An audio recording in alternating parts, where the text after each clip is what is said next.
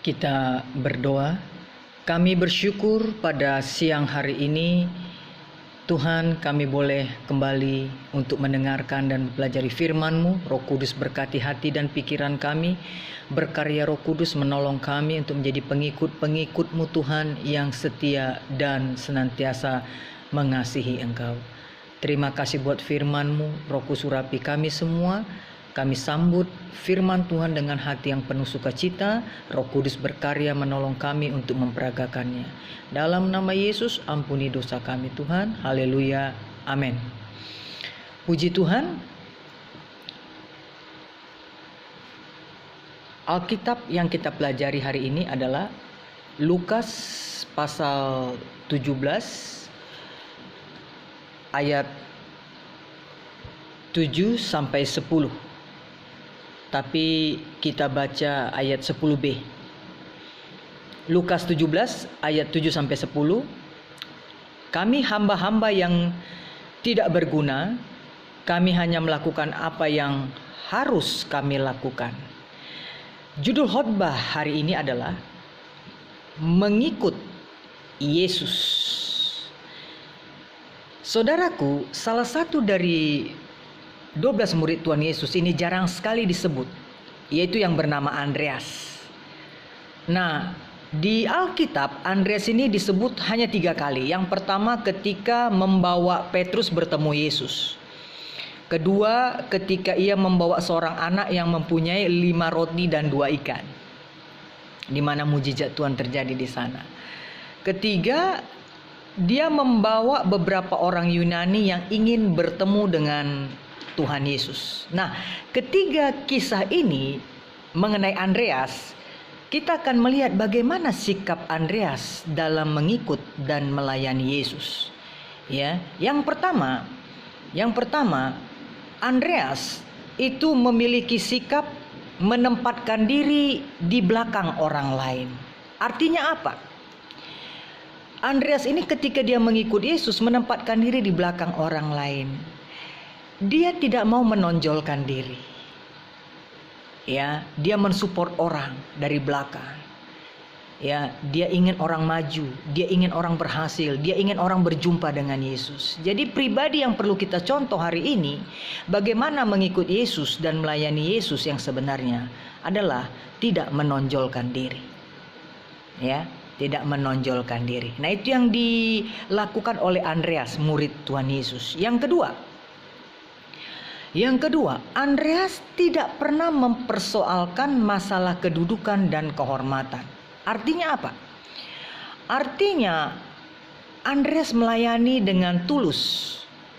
Dia tidak mau mempersoalkan kedudukannya sebagai apa, ya. Dia tidak mau mempersoalkan bagaimana orang menghormati dia. Jadi benar-benar dia mengikut Yesus, melayani Yesus hanya untuk menyenangkan hati Yesus, tanpa harus punya kedudukan, tanpa harus dihormati orang. Jadi sikap yang kedua ini, ya, kalau yang pertama tadi dia tidak menonjolkan diri, yang kedua dia tulus, tidak punya motif apa-apa selain melakukan yang terbaik untuk Tuhan, selain melakukan segala sesuatu untuk memuliakan Tuhan.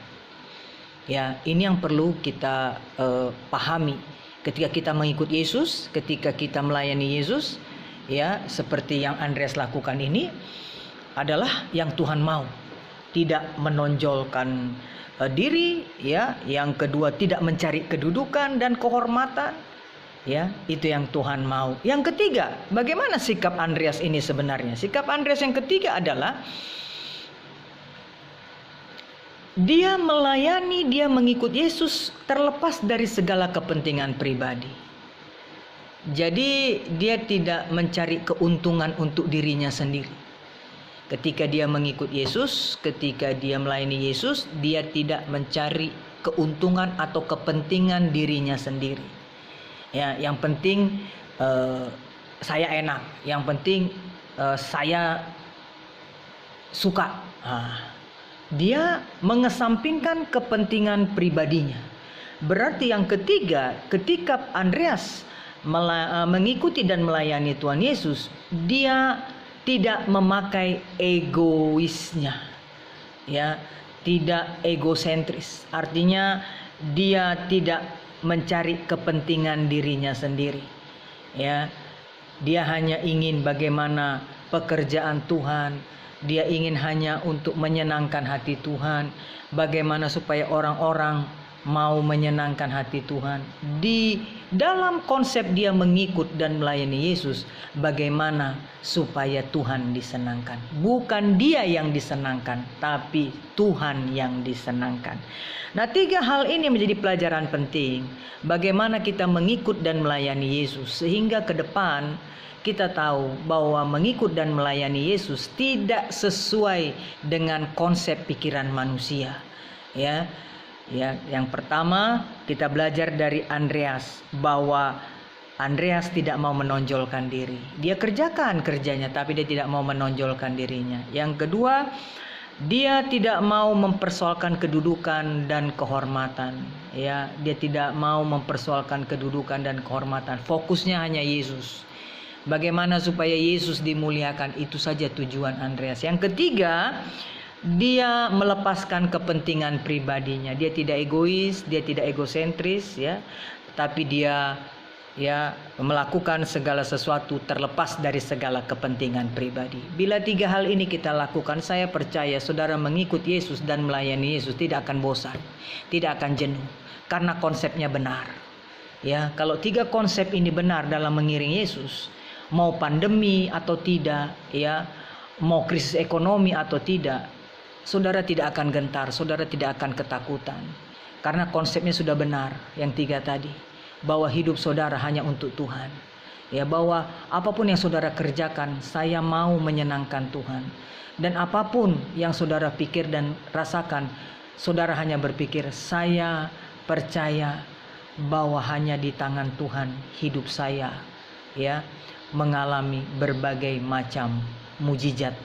Walaupun di tengah-tengah situasi yang serat, tetap masih ada mujizat.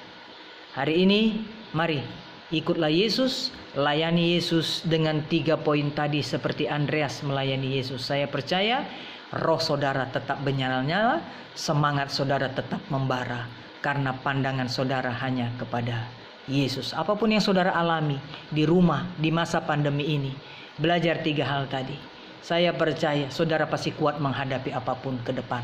Saya percaya saudara pasti semangat menghadapi apapun ke depan.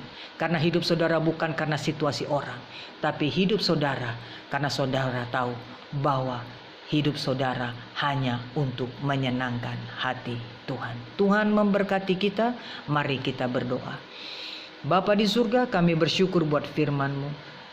Kami sudah belajar firman-Mu, bagaimana Andreas memiliki sikap dalam mengikut dan melayani Yesus, tidak menonjolkan diri. Ya, yang kedua, Tuhan, kami melihat bahwa dia tidak mempersoalkan kedudukan dan kehormatan. Dan yang ketiga, Andreas melepaskan segala kepentingan pribadi dalam mengikut dan melayani Yesus. 3 konsep mengikut dan melayani Yesus inilah yang perlu kami contoh di saat-saat pandemi ini. Karena kami tahu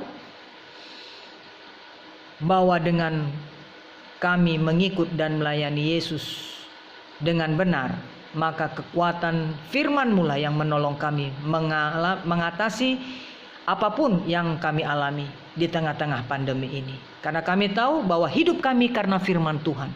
Hidup kami bukan karena kata orang. Tapi kami percaya apapun yang kami miliki hari ini itu karena Tuhan. Tolong kami Tuhan, mampukan kami sehingga kami hidup tetap semangat, kami hidup tetap bersuka cita, karena kami tahu Tuhan fokus kami. Terima kasih Tuhan buat firman-Mu, di mana kami belajar bagaimana mengikut dan melayani Engkau. Berkati semua kami yang sudah mendengarkan firman-Mu. Kami percaya firman Tuhan tidak pernah kembali sia-sia. Dalam nama Yesus kami juga berdoa bagi persembahan kami. Berkati setiap jemaat-Mu yang sudah mengembalikan perpuluhan. Berkati jemaat-Mu yang memberikan persembahan syukur, persembahan khusus Semua Tuhan sucikan, kuduskan untuk kemuliaan nama-Mu. Bapak Jokowi, pejabat pusat daerah, para menteri TNI Polri, berikan hati yang takut akan Engkau. Kendalikan negeri kami. Kami bersyukur kalau semakin hari semakin surut COVID-nya Tuhan. Kami percaya pertolongan Tuhan nyata atas bangsa kami. Terima kasih Tuhan Yesus. Kami serahkan langkah kami ke depan, jemaat-Mu di tengah-tengah situasi pandemi ini. Kami mau Tuhan, Engkau bersama dengan kami, Engkau pimpin kami. Engkau pegang tangan kami, jangan pernah lepaskan. Terpuji Tuhan kekal selama-lamanya. Kami bersyukur atas berkat-berkat Tuhan, pemeliharaan Tuhan dalam hidup kami. Terima kasih buat kami yang sehat setiap hari Tuhan Kau berikan. Kami sukacita, damai sejahtera. Itu semua karena anugerah-Mu. Terima kasih Bapa. Kami bersyukur dalam nama Yesus. Kami berdoa. Mari jemaat Tuhan angkat tangan kita, arahkan hati kita kepada Bapa di sorga. Kita terima berkat. Damai sejahtera Allah Bapa, kasih karunia Tuhan Yesus Kristus, pertolongan dari Roh Kudus menyertai kita mulai saat ini sampai Maranatha. Tuhan Yesus yang kedua kali menjemput kita, orang-orang yang percaya dan mengasihinya. Haleluya. Amin. Tuhan Yesus memberkati. Saya percaya semua kita ada dalam sukacita Tuhan. Jangan putus asa, tetap berpengharapan kepada Tuhan. Tuhan memberkati kita semua. Sampai jumpa lagi. Shalom.